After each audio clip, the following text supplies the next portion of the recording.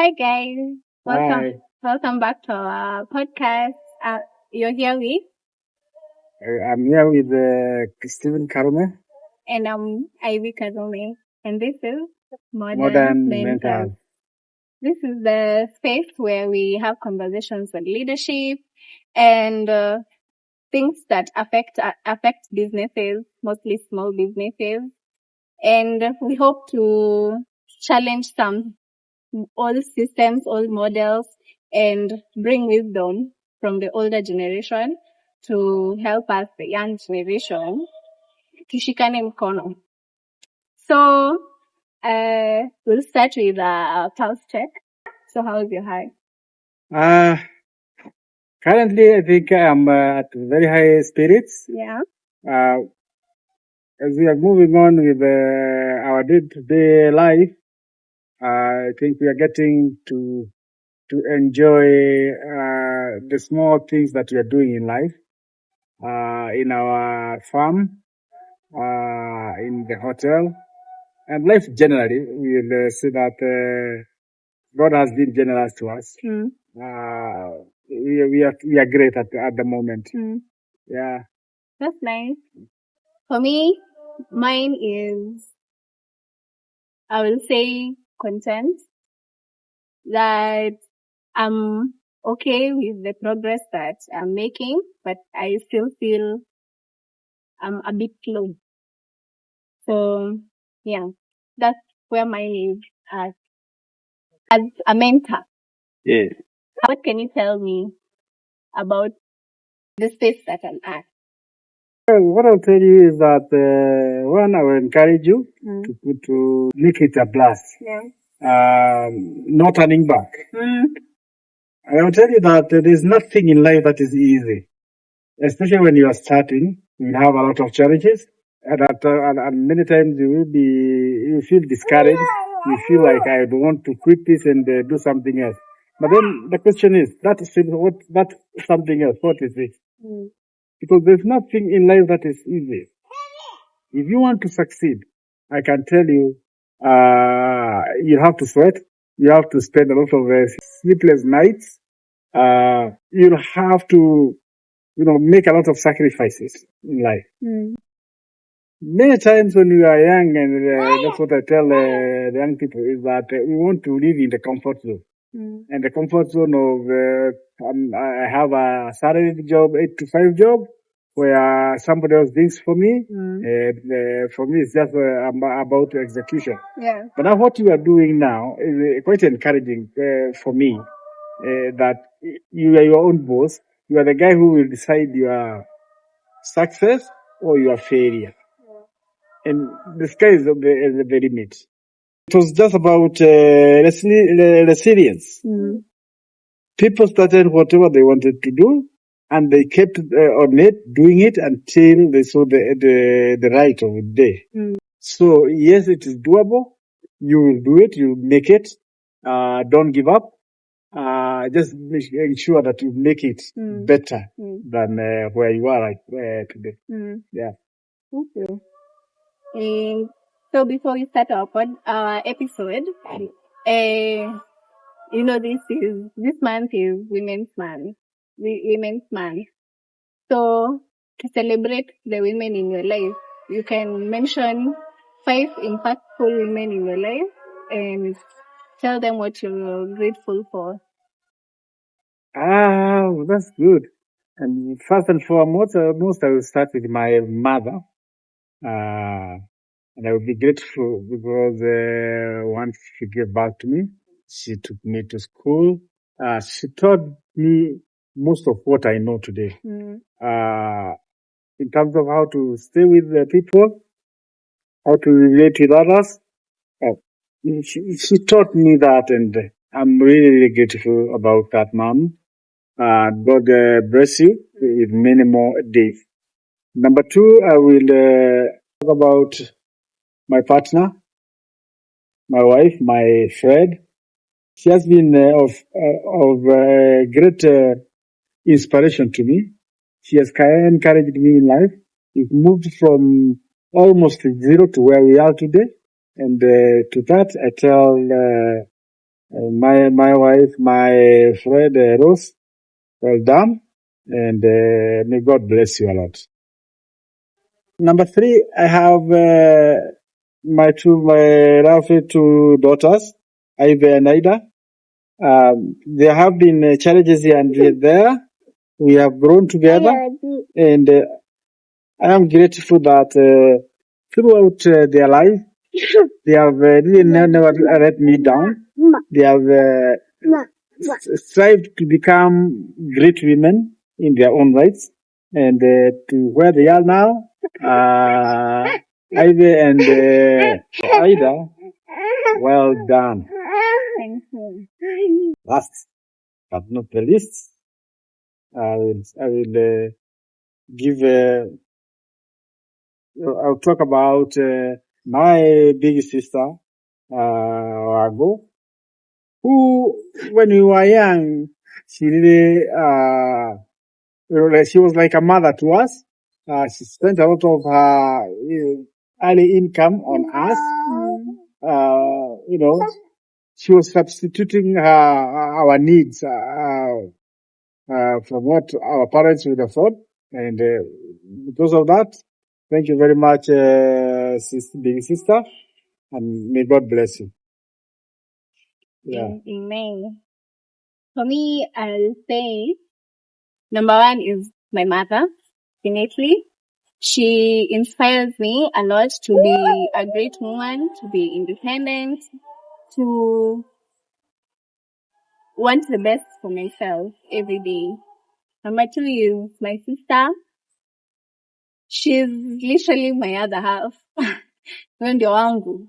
Yeah. So the support that she gives me and the support that I give her as we grow together, I can't wait for us to grow together, to see all our dreams come true, and to take on the world together. Number 3, 4, 5 are my friends. I'll mention Brenda, I'll mention Faith, and I'll mention Mariam. Those 3 people have supported me through my journey, and I'm so grateful and I feel safe when I think that I have friends like those in my life. Yes. So that's my yeah. So Hi guys, I lost a small part of the video. It was just introducing the episode. The episode is about employees, so stay tuned for that. I hope you enjoy the episode. was saying about an employee with Attitude Yeah. and skill. yeah. Yeah. That's what I'm saying. I am employee with attitude and skill. Remember, when you are operating a team, or when you are leading a team, somebody with the wrong attitude, bad attitude, is a very dangerous person. So, to me, while I would I advocate for giving people chances, I believe that a team should always be maintained at the right level, at the right attitude, with the people with the right attitude. So, if a worker cannot change, and have the right attitude, see things your way, then he has got no business with it. You will have to remove that because it will become a thorn in the system. It will be easier for you to train another skill. Yeah. Okay. Sometimes you may not have a measure of attitude, but the results of a worker many times will give you even the attitude. Because if I have hired you and you are truly qualified, but you are not able to deliver, then it means there's a problem in terms of how you work. And I will have no other option than kicking you out. Okay. Cause I'm thinking with the industry that we're in a service-based industry, mostly definitely your performance goes hand in hand with the attitude. But then say, for example, it's just a corporate job or somewhere you have to maybe do your account, send your emails, blah, blah, blah. You can still achieve your KPIs and be very successful, but it doesn't mean you have the correct attitude. Yes. And that's why we encourage a lot of interactions with our workers, so that you can also, like I said before, you need to know your worker. You need to know the kind of person you have, not just in terms of the skill set, but even in terms of personality, the person that you are dealing with. If the attitude of this guy is not affecting your performance, then you have no business, with that guy. Let him do his job and continue. But if it is affecting the performance, like I said, if it is affecting the performance of the team, then there is cause for alarm. You need to worry and ask yourself, do I need to have this person? Much as he's the best in accounts, much as the best in machinery, whatever it is, if he is affecting the others because of he has the wrong attitude towards work, then there's cause. So But remember, don't be subjective. Yeah. Because sometimes how you measure attitude, a lot of times, is also perception. Yeah. How you perceive so and so. And it doesn't mean that you're always right. Yeah, and the same reason I'm saying in terms of delivery. How is it affected? Because the moment, if you don't like a person, for example, and it is normal, it's a human being. Even when he's your worker, you may just don't like the guy for one reason or the other. It should not become subjective. You should not use that to harass your work. Never. So are there areas where you only nurture employees if it's only beneficial for the business? Like, say, for example, someone like that, again, like very highly skilled, highly competent in terms of delivery of results, Yes. but has that attitude problem, right? Yeah. So, as you're saying, as long as they are not affecting the performance of the business or whatever, we should let them be. Yeah, let them be and see how best you can help them. Because attitude is a result of many things, or rather bad attitude. Even good attitude is a result of very many things.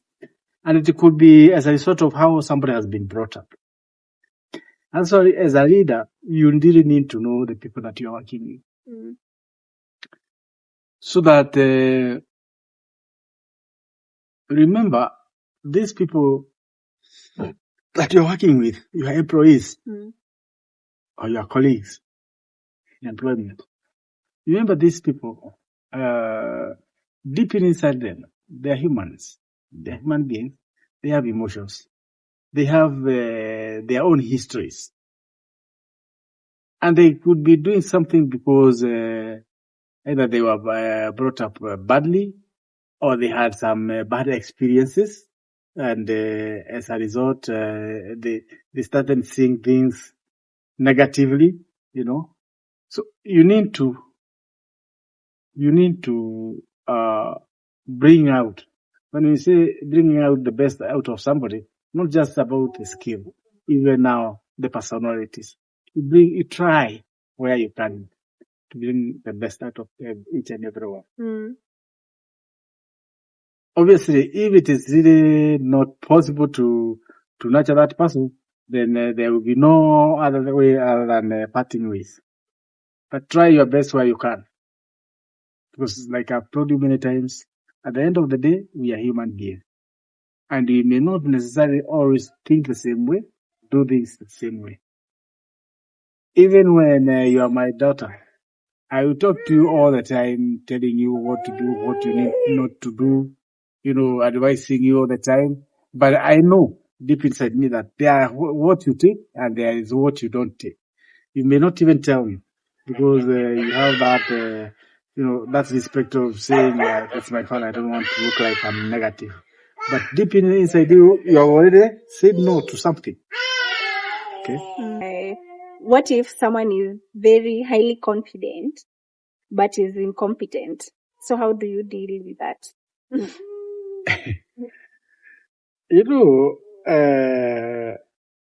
That's a good question. Because a lot of times, you will get a guy who is very incompetent, doesn't know anything. He has an idea, a small idea of what needs to be done, but he really can't do it. He's competent. But he comes there with a lot of confidence and, it's like, I'm the guy who knows. Yeah. But deep inside me, I know this guy is Wachana Matopi. No. Here, it depends on what it is that is the task. Yeah. What the task here is. Because if you cannot do the task, however confident you are, I will not sit back and let you do the wrong things. No. I will try and keep you aside. If the confidence is giving aside, if the confidence is helping the team in terms of morale, then maybe I will keep him to boost the team's morale and spirit, but knowing that I have to get an alternative to perform there. Now you have to also to weigh whether it is going to cost you more to do that. Yeah. Or if it is costing you more, what are the benefits? That's what you call cost benefit analysis. Yes. Yes. In everything that you do.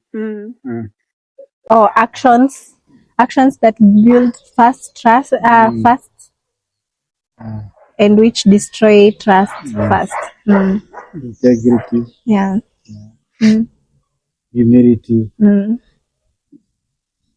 Reliability. Yeah. So is this from the leader or from the employees? From both. Okay, you see now, yes, the leader, the one who is measuring up the guys. Yeah. You as the manager, you ought to be somebody who is reliable. That the guys, your employees, look at you that this is a guy who has integrity. This is a guy we can rely on if it is about communicating to us. This is a guy who will deliver what we agreed on. Yeah, it's about reliability.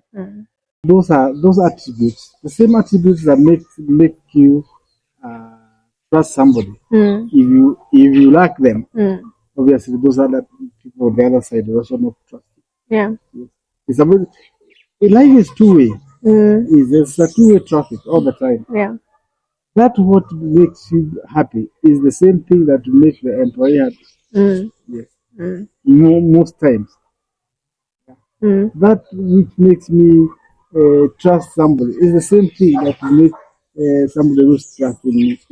Yes. The lack of. Yes.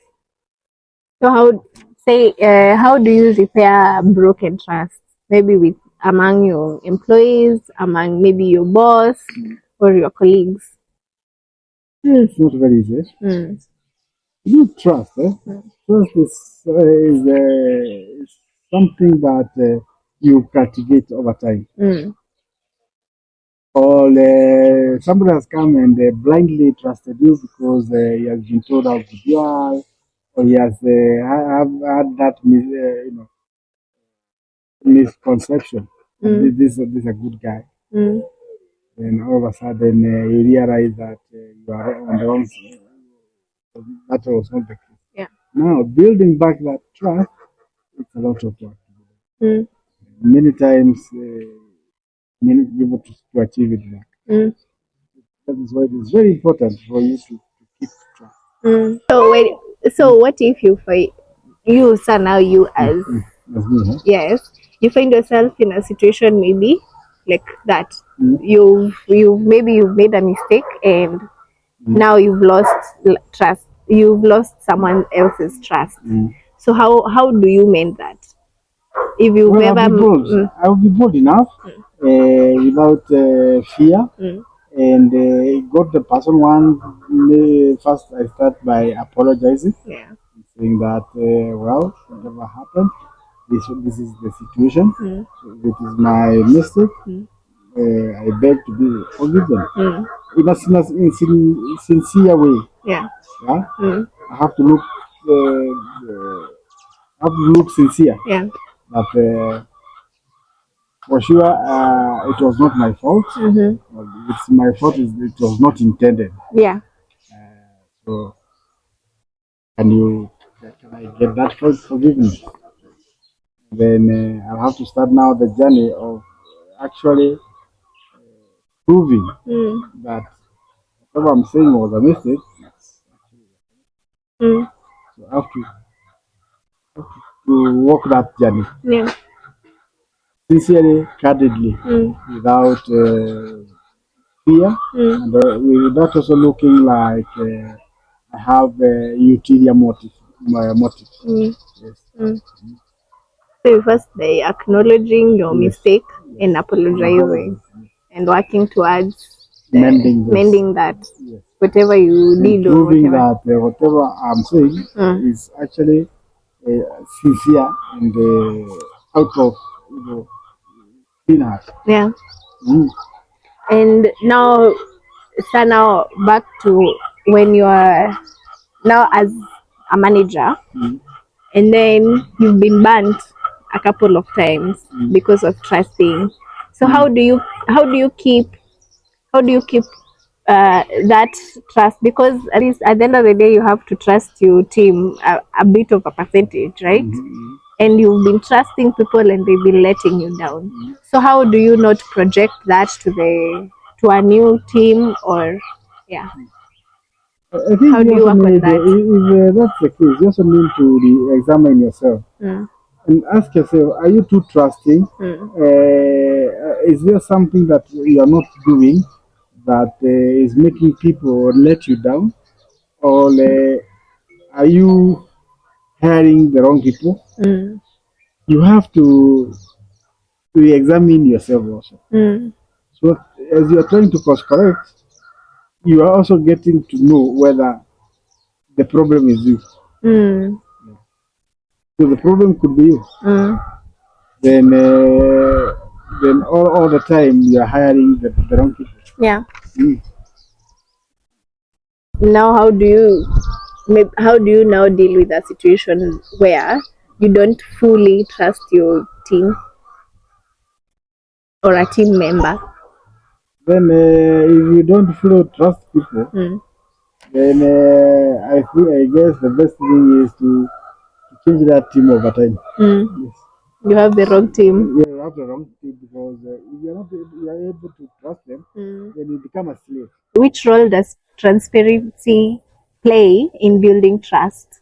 And how do you now don't become too trusting or be too open with your business? Yeah. That was jifikiane. Mm. That's about transparency. Yeah. That don't keep some cards hidden from the other people. Such that I really don't understand maybe what you're doing. I don't have an idea of the person I'm working with. That's why I started by saying that communication is one of the biggest attributes. What is the line between transparency and oversharing? Because when you say maybe oversharing, from a manager's perspective, could be now maybe oversharing company secrets, right? And then now maybe from an employee's perspective, they might think they are being transparent, but now they are involving you in maybe issues that you're not supposed issues that you are not the one to be solving. So I talked about you get boundaries, yeah, the boundaries. do's and the don'ts. So it does not mean that you're transparent because you are coming to tell me things that maybe sometimes are out of line. And you are saying I'm very transparent. No, you have to know what to say and what not to say. What to do and what not to do. Something you are never taught in a classroom. Yeah. So draw boundaries that suit you and suit your business needs. Yes. Okay. And as much as possible, avoid being personal. Yes. Personal things. Avoid. Meaning? Whatever the employee does out there, I should avoid interfering. Being involved there. Yeah. Keep it strictly business. Yes.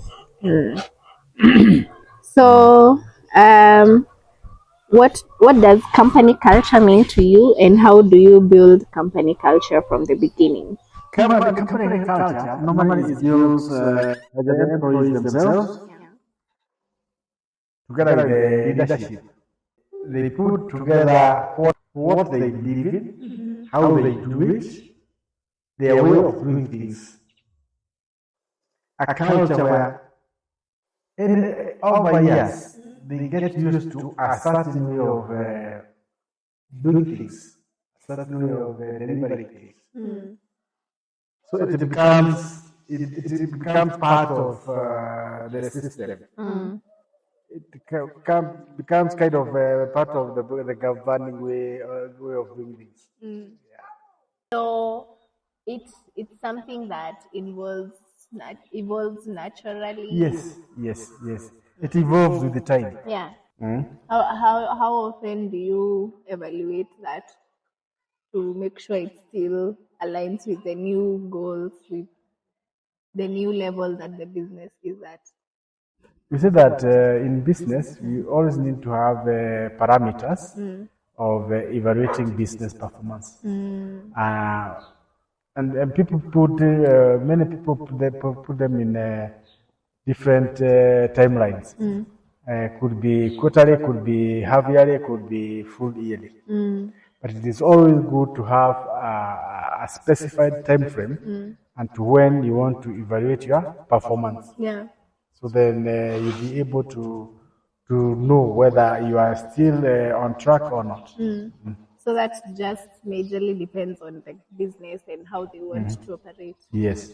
Okay. And for maybe someone who is looking for a job or is about to attend an interview, how would you tell them to prepare for the interview?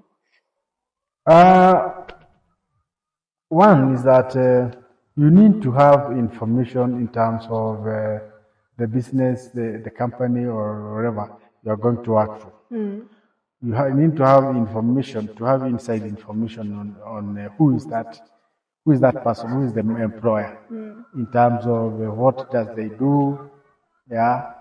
If it's about performances, do you have those? Do you have data about that employer? Yeah. You need to have information about that employee. Then, as you attend your interview, when now you're called for your interview and you're armed with knowledge, of course, you need to know if it is possible for you to have an insight of the culture of the company.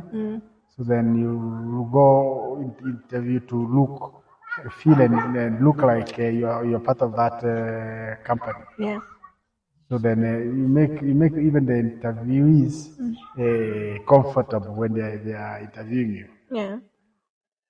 Yeah.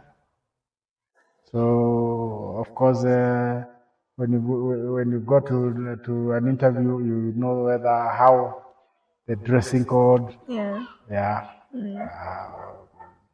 Confidence. Confidence. Remember, always when you're going for an interview, time is very important. Keep time. Always. Never go for an interview when you are late. Yeah. You need to be that interview around the interview room maybe 30 minutes before. Yeah. So that you even have time to relax and look around if possible, and know your surrounding around us. Yes. So, say now you're on a panel and you're interviewing a couple of people. What are you looking for? Because again, everybody is coming with the knowledge of the company, with rehearsed, rehearsed their CV, all that. Yeah. So, how do Of course, what do you look for now when you're in the panel? Of course, when you're in the panel, we have agreed on the things that they are looking for. Okay. So they have like a questionnaire kind of on what they will be asking from the potential employee. Yeah, in the interview room, there are those things that standard, a standard way of asking questions. It's always good to have that. Yeah. Not to just be asking random questions. Yeah.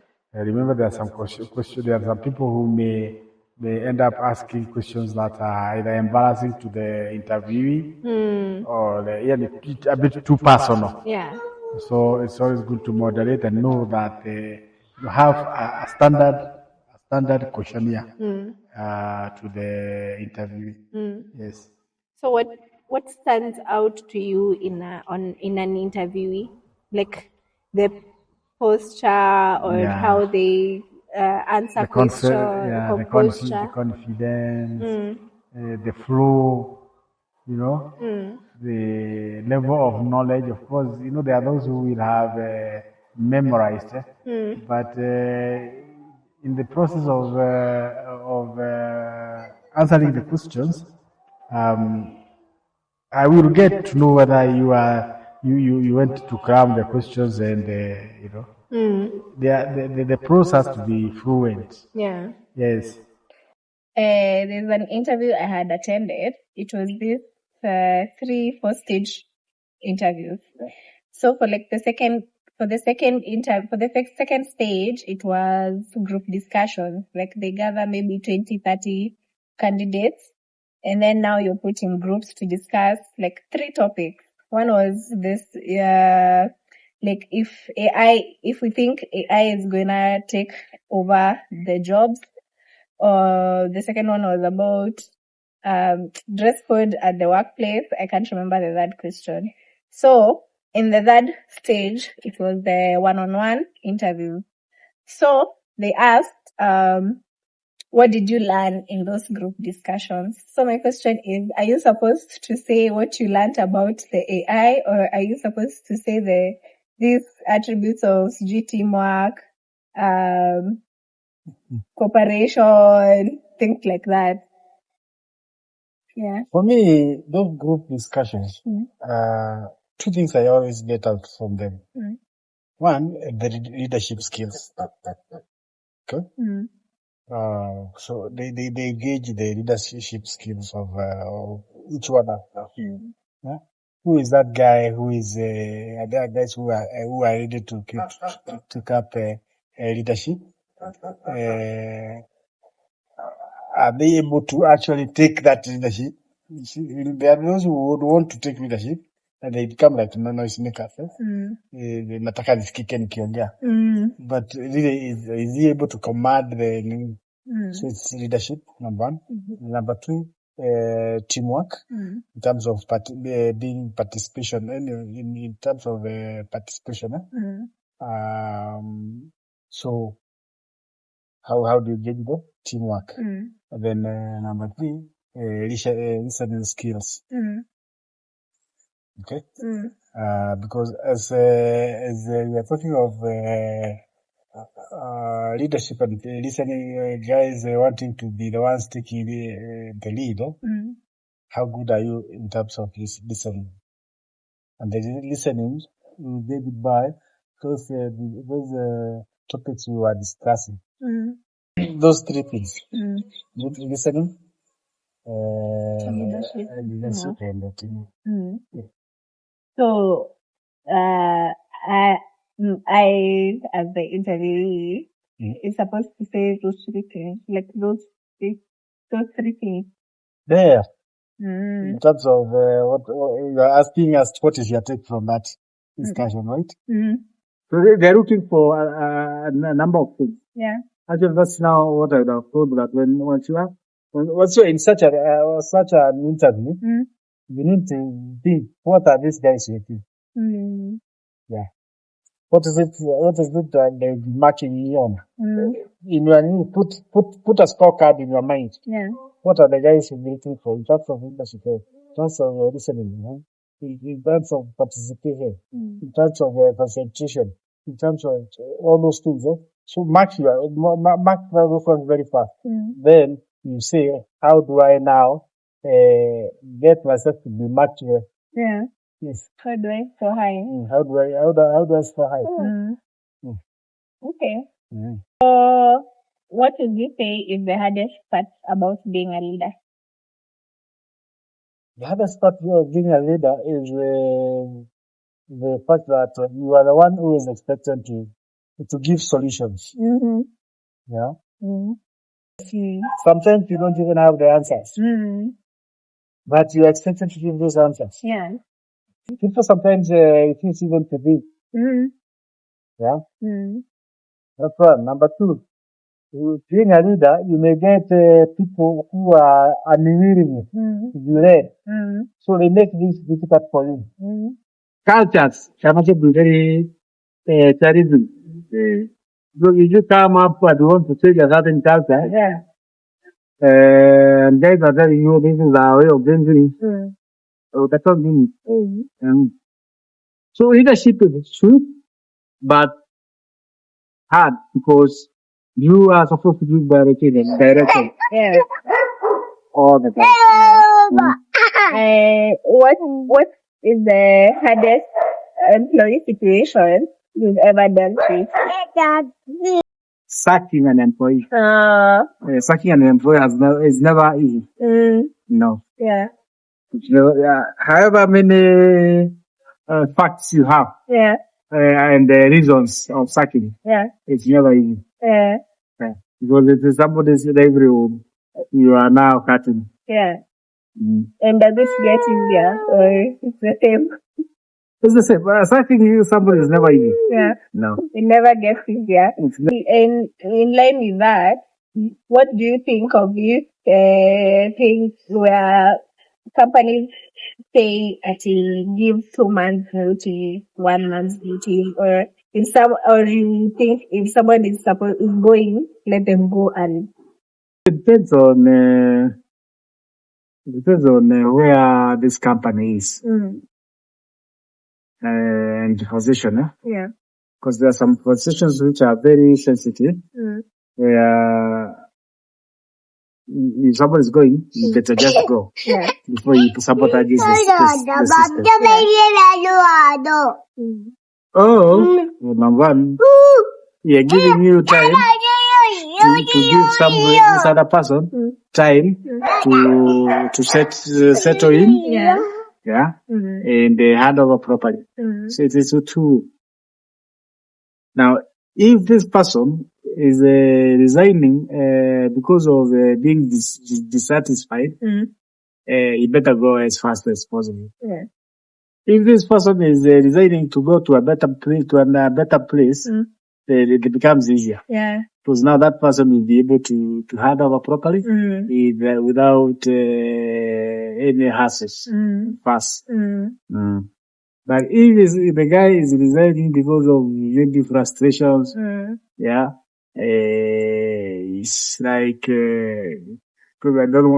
I want to move out of this place as fast as possible. Yeah. Now that person, you better pay him the 2 months or 3 months salary in give. Yeah. Notice. They just go. So it mainly depends on the intention of leaving, and the sensitivity of the position. Exactly. So we can do 2 more questions and then we wind up. Yeah. The first one, what's one simple mindset mindset shift people can adopt today? Simplicity. Make it simple. Mm. Always. Mm. Make it as simple as it comes. Yeah. Just simplify things. Simplify things. Yes. Number 2, stop doing 1,000 things at the same time. Mm. 1 or 2 big things that and run with them. Mm. So do things one at a time. At a time. Yeah. Then if you have 1 million ideas, Yes. execute one after the other. Big things. Mm. Zitakuja. Okay. Yeah. What's one thing every employee should take responsibility for? Ownership. Mm. Ownership. Ownership of Yes. the Of business. the business. Mm. Ownership. Mm. That ownership in terms of if nimekuja nikakuta the tap is running, I should be able to close that without being told. Mm. When I get the light that is on, I should be able to put it off without being told. Mm. You know? And maybe I can ask the last one. How has mentorship impacted your own career? My career, like I told you the last time, my career has really centered around sales and marketing. And I can say that when I started my career, I knew nothing about sales. I just dipped myself inside there, and at some point when I was working with the Kenyan breweries, I interacted with a guy called Kariuki Nguru. Kariuki Nguru. Nguru. God bless his soul. He passed on at some point. But he taught me that hard work always pays. He taught me to be, he taught me to have that. He used to call it oomph. As in, he's always wanting to do that extra more than the normal. Yeah. That it's not always business as usual. That the people who succeed are the ones who do that extra thing. That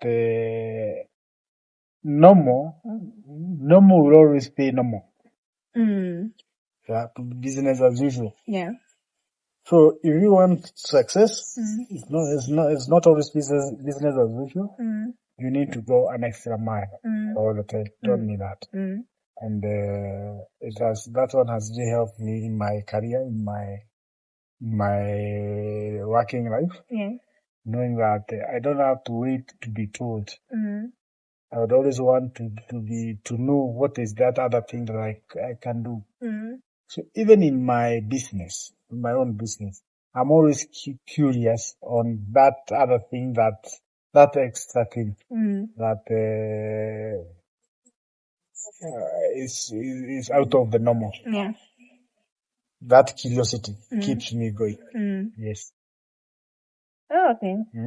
As we close the session, this is now out of today's topic. Yesterday I was asking Shosho, we were talking about ile situation ya Esther. Your mom has passed and hajalipiwa dowry, and now you can't be paid for dowry and all that. So I asked her a question, and I would like to know your opinion. Do you think some traditions are outdated? No. Why? I don't think so.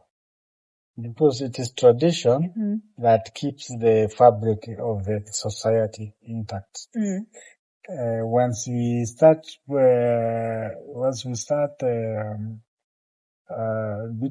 belittling tradition, the moral fabric of society goes away.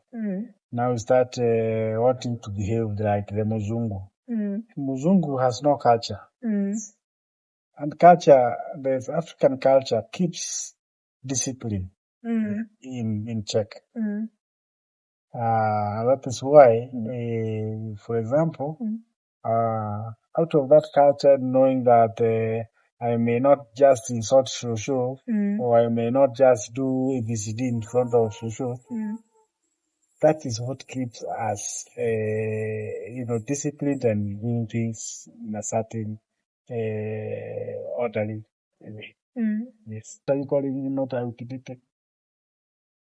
No, okay. It's just a question of. It's okay, yeah. Yeah, it's my thinking is if some of these traditions are not how is it called? Not working in my favor per se, but like that, if I have to suffer because of a tradition that like of a tradition and it wasn't even a mistake. You get, it was someone's mistake, but I have to suffer for it because it is part of tradition, then why are we still keeping such traditions? The thing is, you should not suffer, but you should make things right. You get? We should write things. You should not suffer, no. But you should make things right. Two wrongs never make a right. Yes. Because the moment you say that now this is outdated, so I'll do, you end up doing the wrong thing. Okay. Some things we'll just have to come to terms with. You have to agree that now you are taught, there are some things maybe you have just been taught, or rather you were never taught, that you need to be taught. Yeah. So what are these spaces, or how are you guys now? Because at least you guys are versant with these traditions, with these cultures, mostly your generation, right? How now are you teaching us those traditions? Cascading down that one. Yes. Now that is the challenge now. So we've come to the end of the episode, and as we wrap up this episode on employees, I hope you've learned a thing or two. And what would you like them to take away in this episode? From this episode, what I would want employees to remember, like I've said before, is take ownership. All the time, take ownership of the business, and you will be happy. If you find something not working, don't wait to be told. Do it yourself. Thank you. Yeah. See you on the next episode. We can arrange to be that one for traditions and cultures. Yeah. Okay. So let's prepare for that.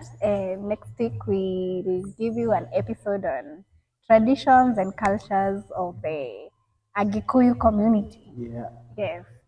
So thank you for tuning in. Please share, like, and subscribe. Comment, give us feedback on what you think is working for you, what questions you have, and what you would like to hear from us more. So that's it from us, guys. Bye. Bye.